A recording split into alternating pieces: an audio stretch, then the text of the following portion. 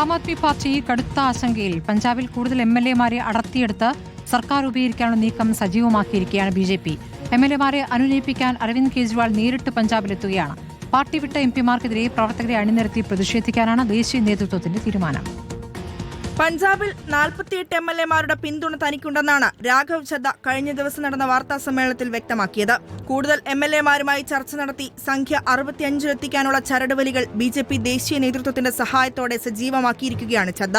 നീക്കം എങ്ങനെയെങ്കിലും തടയുക എന്ന ലക്ഷ്യത്തോടെ ഓരോ MLA-മാരുമായും സംസാരിക്കുവാനും പ്രവർത്തകരെ അഭിസംബോധന ചെയ്ത് കാര്യങ്ങൾ വിശദീകരിക്കാനുമാണ് AAP തീരുമാനം. ഇതിനായി അരവിന്ദ് കെജ്രിവാൾ നേരിട്ട് പഞ്ചാബിലെത്തും. പാർട്ടി വിട്ട MP-മാർക്കെതിരെ ഉടൻ കൂറുമാറ്റ നിരോധന നിയമപ്രകാരം നടപടിയെടുക്കണമെന്നും ആവശ്യപ്പെടും. അതേസമയം അരവിന്ദ് കെജ്രിവാളിനെതിരെ രൂക്ഷമായ ഭാഷയിലുള്ള വിമർശനങ്ങൾ തുടരുകയാണ് പാർട്ടി വിട്ട MP-മാർ. പാർട്ടിയെ തകർത്തത് കെജ്രിവാൾ എന്നാണ് പ്രതികരണങ്ങൾ.